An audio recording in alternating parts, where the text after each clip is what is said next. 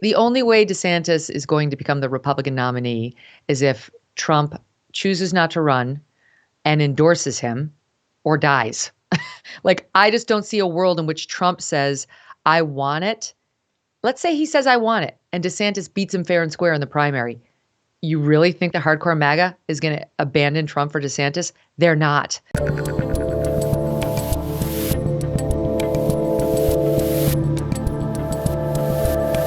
I'm Dave Rubin, and joining me today is the host of the Megyn Kelly Show, Megyn Kelly. Megyn, I just said your name 3 times. That's 4 if I say Megyn one more time. How are you? I'm great. How are you?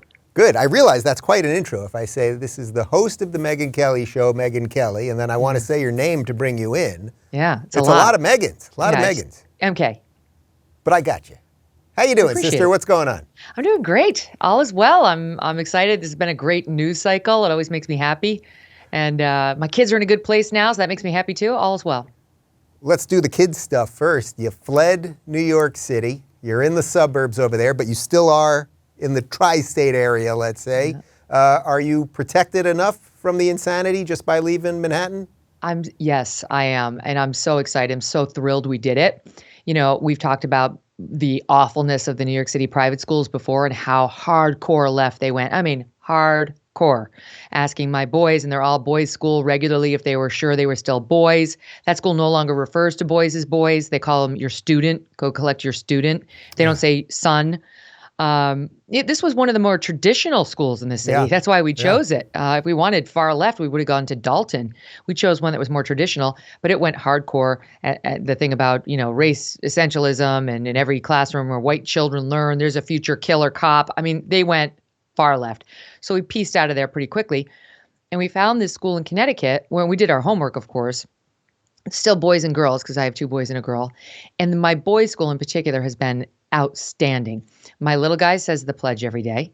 We went to the annual dinner where they, you know, say hello to all the parents just the other last week.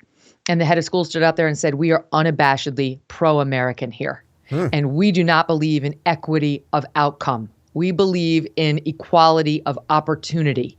And we don't believe in teaching these boys what to think. We want to teach them how to think. Like, Dave, you or I could have written this as the ideal ethos for our school. And so a single tear was running out. Thank God. Thank God. Our girls' school's been better than where she was. I wouldn't say it's quite as great as the boys, but we're working on it. Do you feel undue pressure when you send your kids to a school? I mean, you're Megyn Kelly, every administrator, teacher, and all the other parents, they're going to know who you are. They're going to know that if they overstep on something or if they have an odd policy, there's a good chance you're going to talk about it. That's got to be a kind of delicate balance because you also want to keep your kids private and all that. Well, I don't talk about what schools we're at or even what city we're in because I really have had some very dark security issues in my past as an anchor. So just as a security measure, I don't do that. And so I wouldn't be embarrassing this. It would take a massive fall down. Even when I left the New York City schools, I haven't named them. I don't talk about them by name. My goal is not to embarrass anybody. But if they cross the line far enough, I would have to. It's definitely, you know, an arrow in my quiver, and hopefully they won't necessitate it. You know, I will say, like, if something happens, I've become a squeaky wheel. You know, there was a memo that went out by one teacher citing Kendi and anti-racist this. And I mean, immediately I was on the horn, like, what's this? And the school was already on it. They had already taken care of it. They were 2 steps ahead of me. So I knew I was in the right place. But I can't really worry about that. And I will say, if I speak out publicly, because for example, my daughter's school, they were looking for a new head of school. And we went to all the meetings and I listened to every single candidate and what she was saying on, you know, their vision. And I asked all the tough questions about diversity, equity, inclusion, the lovely name that doesn't match up in practice. And I had so many parents come to me after the fact saying, thank you, thank you, thank you, thank you. You know, it's like, you know how it is when you're out there, like you're out there with your opinions, and so am I. People are grateful because they're still stuck on the other side. They don't feel like they can especially touch those third rails. And so they feel really validated when they hear somebody who can do so. I can only imagine at like a school board meeting how they're all staring at you like, Megyn will do it. We can just kind of sit back here. She'll take care of it. Do you think your politics have shifted at all in the last couple of years? Like, I think you and I, as much as I can think of anyone in a public sphere, I think we're like pretty darn close on things. And whatever the differences are, it just doesn't matter in terms of being human and friends. Mm-hmm. But, as things have spun out of control over the last couple of years, do you think you've shifted on certain things? Well, I almost feel like I'm kind of the same, but the ground shifted beneath me. I didn't like radically change my own positions, but they've started to mean different things. I used to think I was more liberal socially, but I can't say that now because what that means now is you're pro this radical trans agenda and you're pro race essentialism. I'm not pro any of that. It used to mean like, I don't know, just an entirely different field of things. And I used to be more pro national security and sort of the national security apparatus. I'm Gen Xer, experienced 9/11 on a personal level. Things have changed there too. I definitely, the farther we get from 9/11, the less we need a lot of those tools, and the more I see them being abused. My feelings about federal law enforcement agencies like the FBI have changed as we've learned more information. So I feel like the world has shifted, and my opinions of it have changed accordingly. But I remain non-ideological. I'm at heart, I'm a soulless lawyer who wants to be persuaded with facts. And if you come to me with better facts, instead of saying, oh, I was wrong, I'll say, hallelujah, I've learned something new. I'm smarter today than I was yesterday. So I'm not ideological. I'm certainly not a knee-jerk Republican or Democrat. I'm still a registered independent and remain open-minded. Do you think that can work, the independent thing, like in sort of real politics? I know it can work for you privately and personally, but like that in terms of just this craziness that we're in, it's either like we're going to usher in more of this woke stuff or maybe we can stop it. But the middle thing is just it's just getting harder to hold in a way. Middle's not the right word. Independent is different. Independent is just, I think, non-ideological and open to calling BS on both sides. But I'll give you an example. I went to one of these like events where you show up and you have deep conversations and people buy a ticket to listen. And one of the guys who was there spoke near when I did was Andrew Yang. And I like Andrew Yang a lot. I don't agree with him on most of his positions, but he's the kind of Democrat I could get behind. Tulsi Gabbard, she's the kind of Democrat I could get behind. In no world do I ever see myself backing somebody like Matt Gaetz for president. I could never back somebody like AOC. Majorie Taylor Greene is not my cup of tea.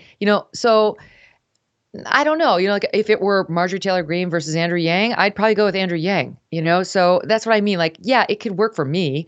I don't know if it's going to work for the country, but for my own personal politics, I'd be fine with that.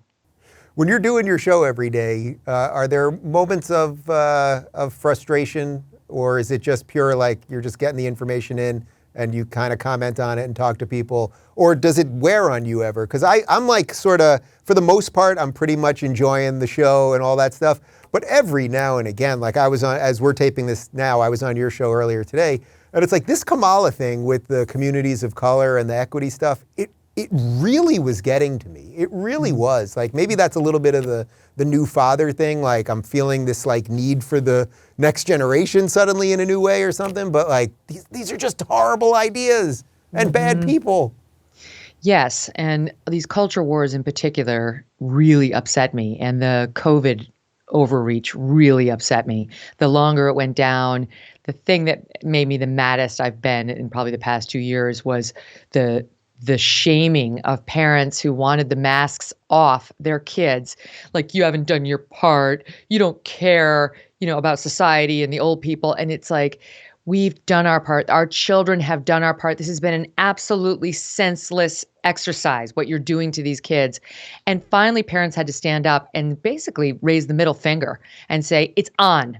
Whether we're Democrats or Republicans, it's on. We're showing up at your school board meetings.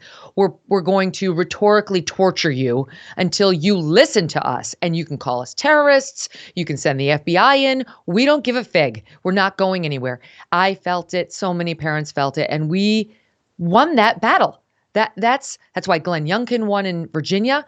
And it's why the Democrats almost immediately abandoned those positions. They recognized they were all going to suffer the same fate as Youngkin or the Governor Phil Murphy of New Jersey, who only won by 2 or 3 points, who's expected to win by 30. They got it. And there's a reason, the reason those kids don't have masks on there in the schools right now. And it's because of the parents. That stuff fires me up when the weak or the vulnerable or the smallest among us can't fight for themselves. And the kid thing was really annoying because you had people like Randi Weingarten, like, they're resilient. They don't complain. They're little. They don't know how to give voice to this stuff. Like, they're not loudmouths like you or me. We're here for them. Randi Weingarten is the enemy. I'm sorry, but she is the enemy of children. And she has to be identified and treated as such. And frankly, Dr. Fauci is in exactly the same camp. So I'm so glad you just said that, because that's where I was going to go. What do we do about these people? I am not one for jailing our political opponents, and I don't want to throw them in gulags and all the things that they probably want to do to us. But when you look at somebody like Randi Weingarten, who's now taking the reverse of all the positions, or claiming that she is taking the reverse of all the positions she had for 2 years, and Fauci, who, not wearing masks at a baseball game while telling us to wear masks, all the stuff. Everyone knows all the stuff. What do we do with these people? Like, publicly, what should happen? Publicly shamed over and over and over. And I really think this is one hopeful thing about the Republicans taking the House, which we believe they will.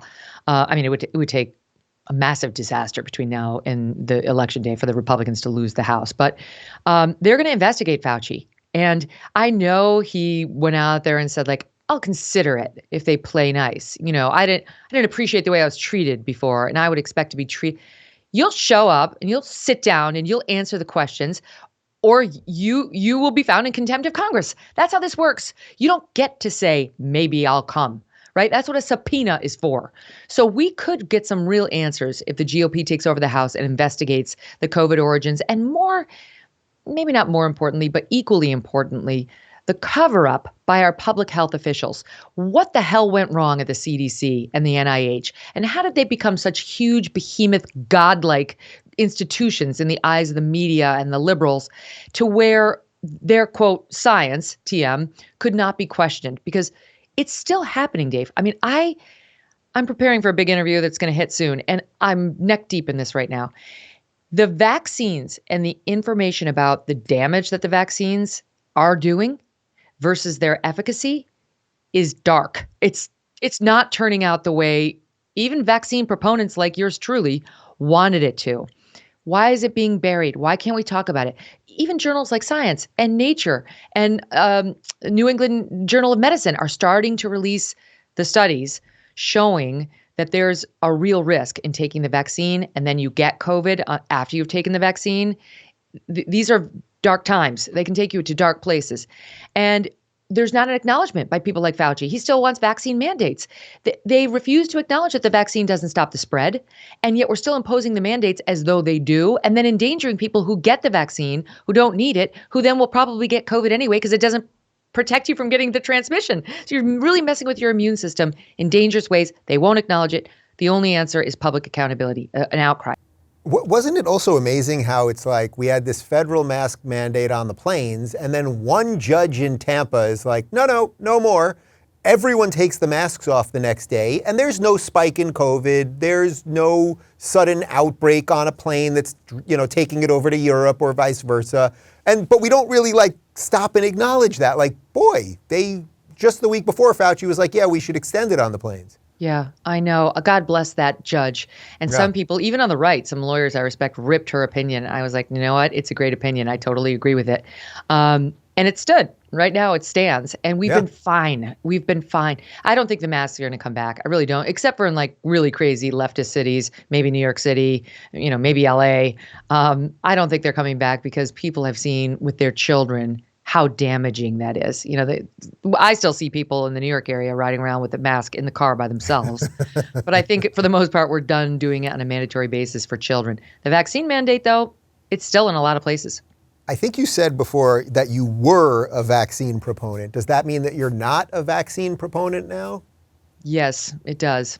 I was never pro-mandate, but in the beginning, I thought the vaccine was a miracle. I was proud of American industry for coming up with this thing so soon.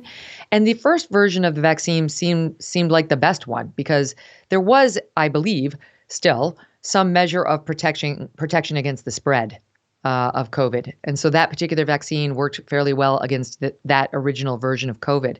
And it's just gone steadily downhill since then.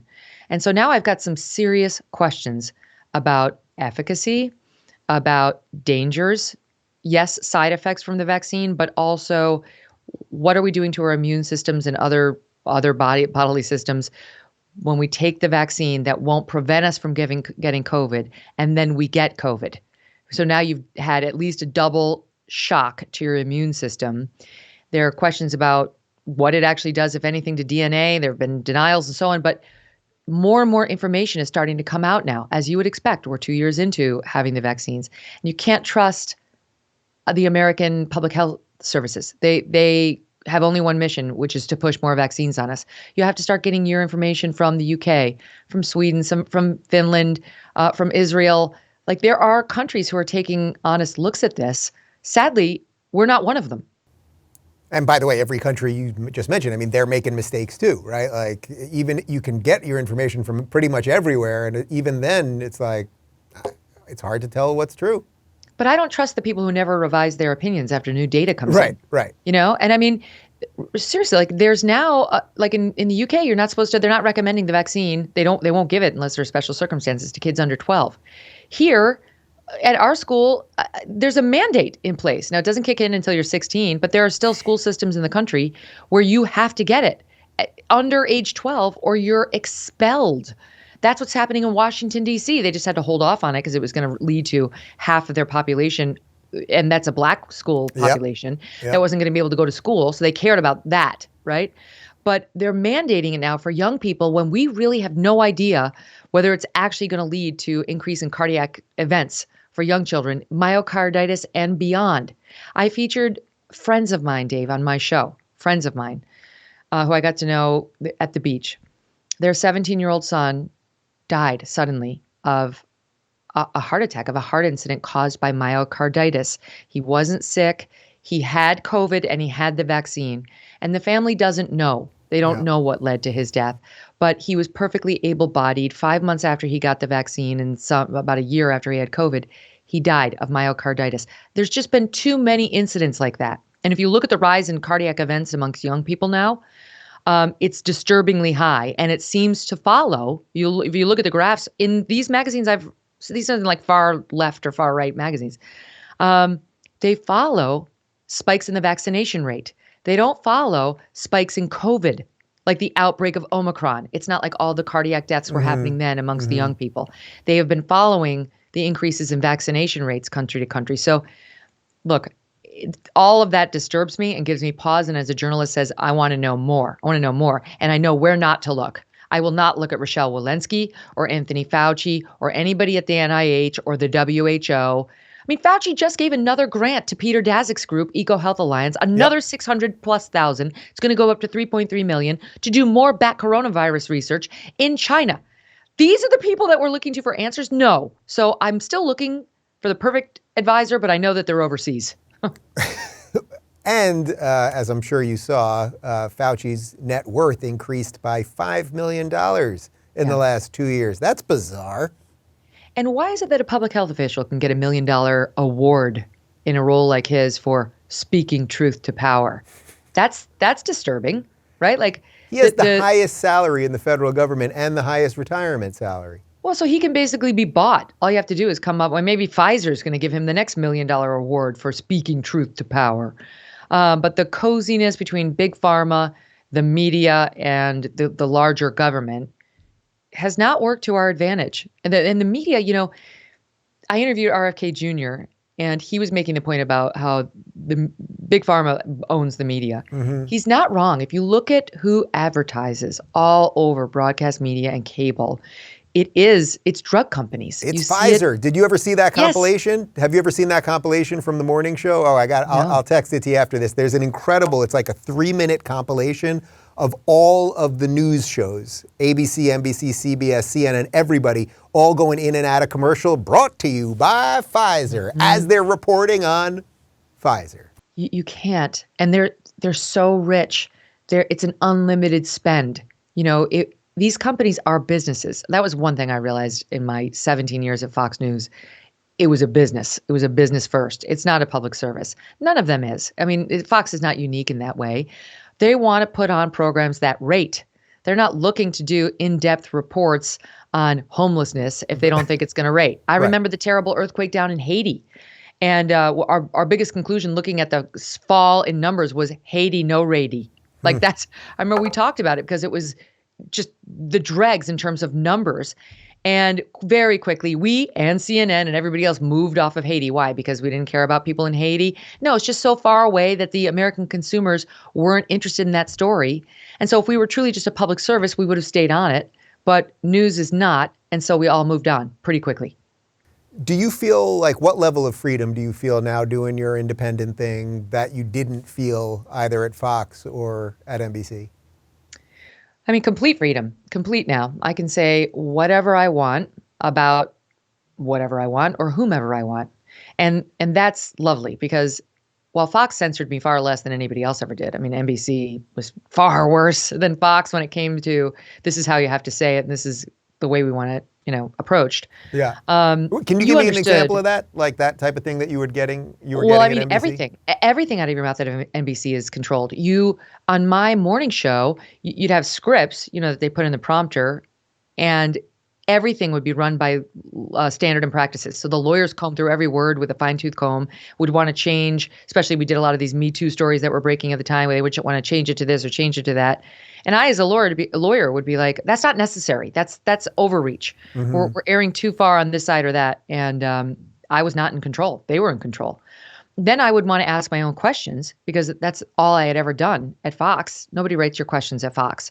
And they would get upset. They wanted the producers to write my questions. And that's where I said, I'm not doing that. That I draw the line. That's literally what you're paying me for, to use my brain and come up with questions. I had one case, we were discussing a Supreme Court case. And a producer had given me a packet. She was not a lawyer. They had just hired her from Al Jazeera. And she wanted me to ask her questions. This toddler from this other I'm like, okay, I practiced law for 10 years. I covered the high court for 3 years and I've been a journalist for 17. You could take a seat. I will ask my own questions. So that was a frustration at NBC. And by the way, I did. At Fox, it was more understood. And I was on board with the Fox mission, that they were an antidote to the left-wing bias in media. Mm-hmm. If you're going to work at Fox News, your goal is not to pick up the New York Times and put it on TV. Your goal is to try to take another look at the stories that are out there and see what the media is missing, see if there is another side to be told. And sometimes there isn't, but usually there is. So yeah, that's not my mission in my current job. My current job is just to give my honest take on the day's news, no matter where it lands. And however the agenda is, I don't care. Like the viewers will come or they won't, but it's honest and it's definitely not ideological. Do you wish that at some level mainstream media was better, or at this point do you think the ship has just sailed and it's like people will find you now, they'll find me, and for better or worse, we're all just going to go in our directions and so be it? I think it's over for them. It's over. They're gone but not forgotten, and I think they're just on their last legs right now, sort of wobbling around, about to fall, I just think it's done for them. I think it's too late to resurrect them. So today we talked about Chris Cuomo and his new show, and he goes out there and he says on News Nation, "I'm going to be sort of the moderate voice. Okay, I'm going to be the voice of reason. Who's going to give it to you in a nonpartisan? Give me a break." CNN right now is trying to do the same thing after all these years of telling everyone who's in the center or right of, not just we're not with you, we hate you. Now that they see that that's a failing business model, they want to turn everything around and say, you can trust us. We're in the middle. We're the voice of reason. Bullshit. Nobody believes that. So that works to your advantage and to my advantage, because I think in both of our cases, we have a history of not being blinded by ideology. We've been open to facts and new information and honest about that journey too with our viewers. So that's our advantage. It's not theirs. And I don't think the media is going to come back from what they did to themselves during Trump. As I always say on the show, it's like, for better or worse, whatever I'm saying on the show is coming out of my mind. So it's like it all falls on me. But one of the things I'm always amazed about is on the network side, that these guys that screw up or get caught in massive lies or their ratings are horrible, they rarely get fired, they just get shifted. So Brian Williams, NBC Nightly News, I don't even remember what it was he got fired for. He lied about For something. all the lies. He told all the lies about it. I remember he was like basically with SEAL Team 6 at the Bin Laden that's what it was. They were compound and shooting. helping. So then he gets fired from that gig, and they give him a show on MSNBC. Don Lemon, no one's watching, says crazy things every night. They take him off primetime. They put him in the morning. Like, it's almost like they're showing us how insane the whole thing is. Yeah, well, they don't care because those people are on the right side ideologically, which is the left, right? Like they would have gotten rid of them a long time ago if they hadn't been saying the things that the network executives wanted them to say. I mean, the Don Lemon case really brings it home because as soon as they had a shift in management, he literally went out on the air and reminded everyone that he's black and he's gay. I mean, he like that's where we are in our society. Yeah. Just in case, I mean, I should have tried this at NBC. I should have been like, just in case you're thinking about getting rid of me, I have a vagina. Just want you to know. Megyn, if I'm not mistaken, a former president once talked about your vagina, so, you know. Yeah, as you might know, I've got one. And it's so pathetic, though, right? And so why did he do that? Because it works. They didn't keep Don Lemon at CNN because they thought, we'll build a show around him in the morning. That was his excuse. They're going to build something around me. I'm like, more about you than your own show in the prime time with your name and only your name on it? Because guess what, Don? This is a demotion. In any event, they did it because he's in the right identity boxes and he's a thinker of the kind they like, right? He's not a black gay conservative. That would be a bridge too far. They're not going to take Christian Walker and put him in the Don Lemon slot. Anyway, so he's got all that going for him. And the same thing with, somebody like a Chris Cuomo who stayed a lot longer than he should have, right? Because he's somebody who thinks the way they do and he's tied to the larger Cuomo empire. It's funny because I heard Chris Cuomo say the thing about I'm going to be the voice of reason or something. And it's like, well, what were you doing? What do you think you did for the last 5 years? I mean, yeah. What are you admitting? Or if you're going to admit it, then admit it. Do the full mea culpa, and then maybe we can, yeah. He mea culpa'd over protecting his brother, not over being a partisan hack, turning himself into a pundit without admitting it. That's what I mean. Here's what's annoying. Like, when I was at Fox News, I would make headlines a lot, inadvertently, the media would just pick it up, because I'd have very contentious moments with very well-known Republicans, right? From Newt Gingrich to Dick Cheney to Donald Trump and beyond. But I would also make a lot of headlines for the fights I had with Democrats, from Donna Brazile to Anthony Weiner and beyond. I have a history I can actually point to tell the audience, I will challenge any politician you put in front of me because I'm not blinded by my own political opinions. What can Chris Cuomo point to in his past that would back up his I'm the voice of reason, to trust me, to not get sucked into the harsh partisanship of TV news? Bullshit. It was a lie, because he needs to turn over a new leaf. And so he needs to hope and pray that people don't believe their lying eyes that they've looked through for the past 12 years or however long he was there doing that. So speaking of Chris Cuomo, you are a former New Yorker. They got rid of his brother in the midst of this COVID craziness. And I don't know if you know this, but it happened during last August, when they got rid of him. So I didn't know about it for a couple of weeks because I'm off the grid. And then Carolla is bringing me back on the grid, and he says, they got rid of Andrew Cuomo. Before he even said who he was being replaced with, I said, I guarantee you, whoever it is, it's going to be worse. And it's fairly obvious that Kathy Hochul is even despite the fact that he killed all these people, and our friend Janice Dean, what happened to her in-laws and all of this stuff. Yeah. But she's the worst of the worst. I mean, do you think that New York, California, these places, do you think they can ever turn around, or are they just going to be perpetually on that slide now? I don't know, because both New York and California have had Republican governors. They have large pockets of red. Their statewide elections have been dominated by Democrats for years now. But, upstate New York and Long Island, parts of New York and Western New York, still very red. And obviously that's true in California too. It just doesn't happen to be true of their major cities like New York City and LA, certainly San Fran. So I don't want to say it's never possible to have reason restored. And it wouldn't have to be a Republican, I mean, it could be an Andrew Yang type or a Tulsi Gabbard type Democrat, somebody who just had it and was ready to call BS. I still think, as a lifelong New Yorker, not New York Cityer, but New York Stater, that could happen in my state. I have faith in the reason of most people living in New York. I think that what's happened in New York, and you'd know better than I in California, is the loudest voices have dominated the discussion and shamed the vast majority of their party into going along. And now that's become policy. And now we're seeing the real life results of that policy. For example, defund the police. And slowly but surely, those policies are falling apart. Now, COVID is its own unique brand of insanity. Our governor in New York is wearing a vaxxed necklace to her public events. I can't help people like that. They're gone. They're too far gone. We just need a new ruler, a new governor to replace her. So I don't want to say never, but probably no time soon. I mean, when I heard her say that line a couple of weeks ago about how Republicans don't share our New York values and go down to Florida, it's like, I don't know that I've ever heard a Republican, a sitting, in office Republican, say anything that disgusting about half the people that live in their city. And yet it's becoming sort of commonplace with the way they speak about half the country. Yeah.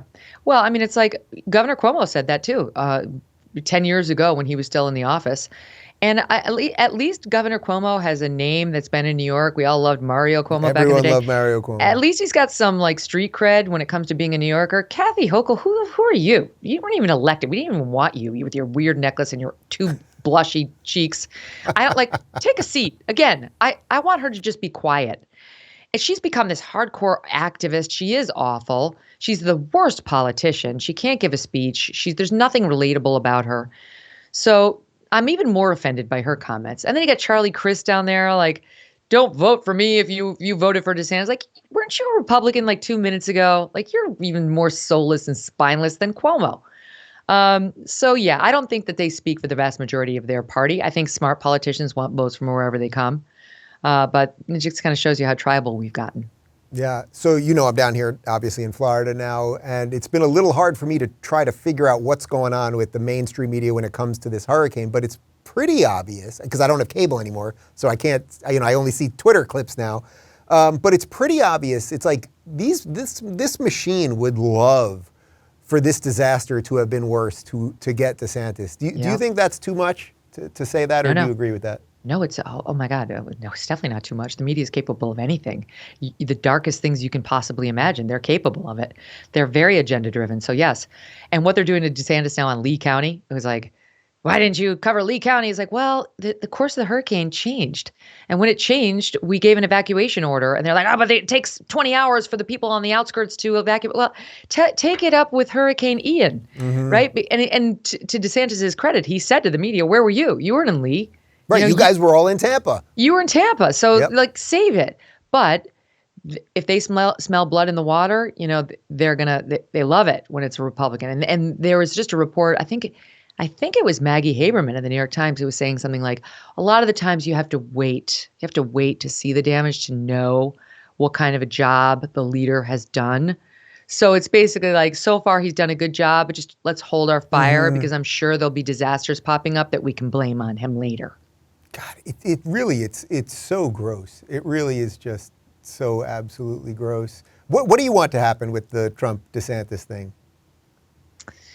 Well, I just don't think anybody else could win if Trump runs. So, and I don't know. You think if they got on a stage, you don't think that DeSantis is crafty enough or the record stands enough to, really? Interesting. No, I don't even think that a little. I think Trump sucks up all the energy in every room, no matter what. And even someone as skilled as a politician and smart policy-wise as DeSantis can't overcome that. He can't. The only way DeSantis is going to become the Republican nominee is if Trump chooses not to run and endorses him or dies. I just don't see a world in which Trump says, I want it.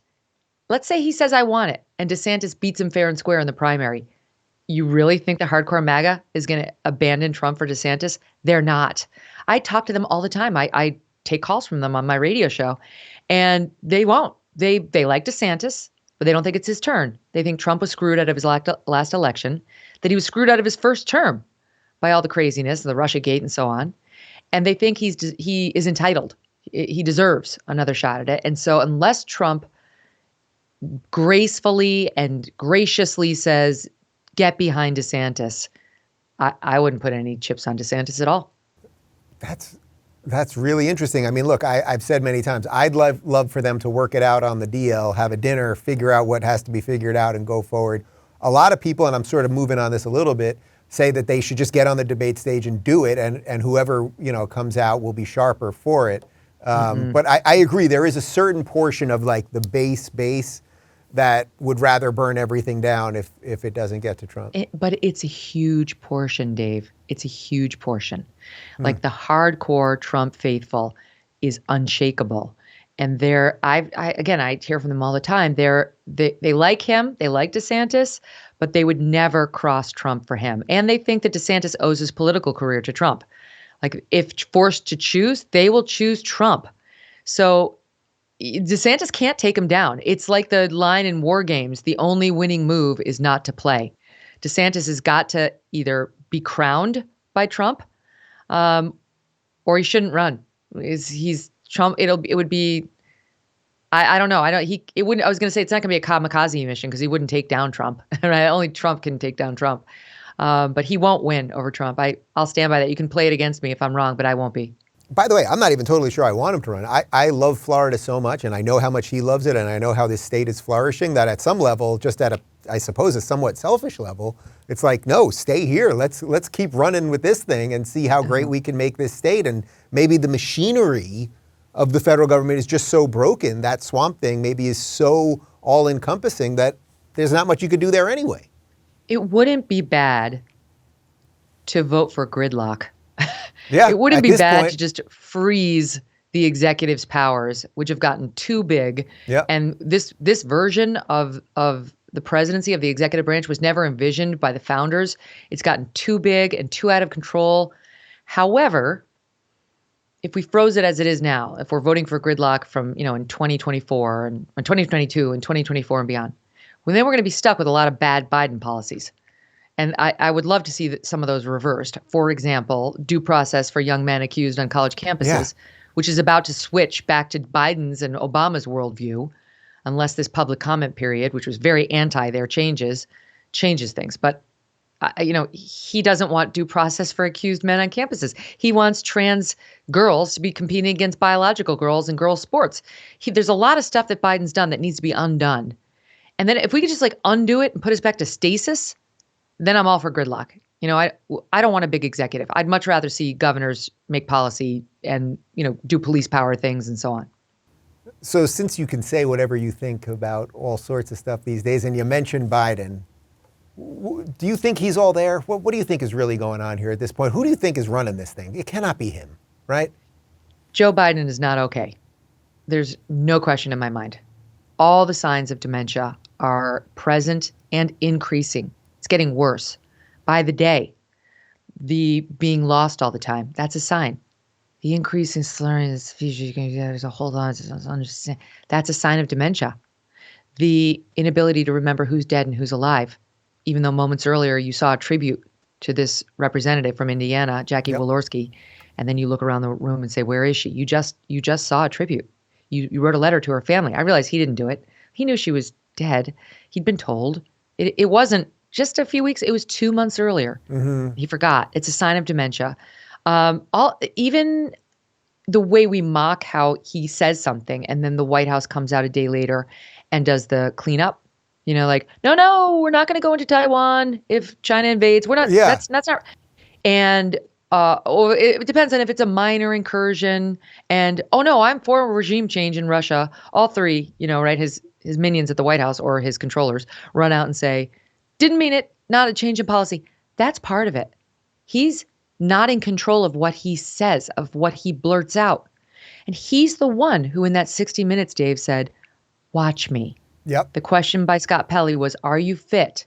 And he said to us, watch me. Well, we are. And we're deeply alarmed. We're coming up on November. That's when the annual physical is. There must be a cognitive test, the results of which must be publicly released. Trump did it in 2018, and Biden has to do it. And it better be with somebody who we trust and not some hack. I hate to tell you, but I don't think we're getting the results of that test unless, and I think this is probably what the move will be, which is if they get completely hammered in the midterms, they're going to need the scapegoat, and you just figure out a way to just dump it all on Biden. He has to step down. And I'm not sure they'd give it to Kamala. They'd figure out some weird way to get Gavin Newsom in there or something. No way. They can't possibly give it to her. Honestly, I'm sorry, but this is not a smart person. Yeah. She's really not. She's not. Sorry. And she may be more prone to verbal gaffes than he is without the dementia. Right. At least he's got an excuse. Right. So they can't, and they know they can't. Mark Garagos and Adam Carolla were on my show, and Mark was saying he thinks that they may take Karen Bass, running for LA mayor, and pluck her, replace Kamala Harris with a different person who's diverse, who would check some boxes. The only way to get rid of Kamala Harris is, stay in the diverse lane, and maybe get rid of her that way. I don't know. I thought the whole thing was going to be give her the Supreme Court judgeship and turf her out that way and then open up that second in command spot. Now I don't know. I know Gavin Newsom has great hair. Yeah. I see it too. He's soulless. He has no soul. There's no soul behind the hair. As soon as America gets a closer look at him and his policies, they're going to run. He's a squad member. That's how far left he is.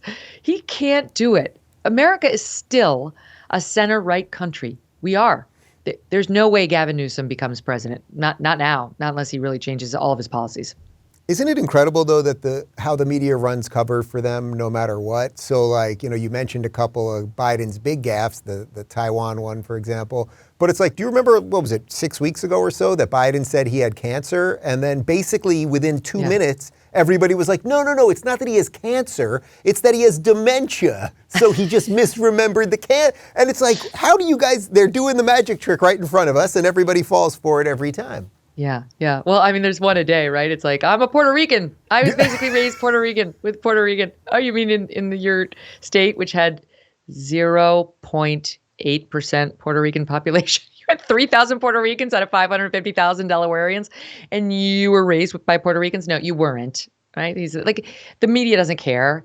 They actually wind up, if you try to fact check Biden on any of these absurd claims, they run out there and then they fact check you. Like Kamala Harris, the thing that you kicked it off with, and her racist comments about how you have to be a group in need of equity in order to get hurricane relief. I think it was the Washington Post did a fact check on some senator who said she's making race the basis for relief. And they were like, fact check, lacks context. Why don't you fact check her claim? Because what she said is a lie. The White House had to disavow it. FEMA said it's not true. Where's that fact check? We covered it on my show and we'll continue to cover it. Megyn, as I often tell you, you're on my short list of sane people, which keeps getting shorter. I don't know if that's good for you or bad for you or what, but it's good to see you, my friend.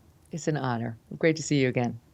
And next time, over tequila in the free state of Florida. Oh, sounds amazing. Done. Consider it done. See you there. All right. If you're looking for more honest and thoughtful conversations about the media instead of nonstop yelling, check out our media playlist. And if you want to watch full interviews on a variety of topics, check out the full episode playlist. They're both right over here. And to get notified of all future videos, be sure to subscribe and click the notification bell.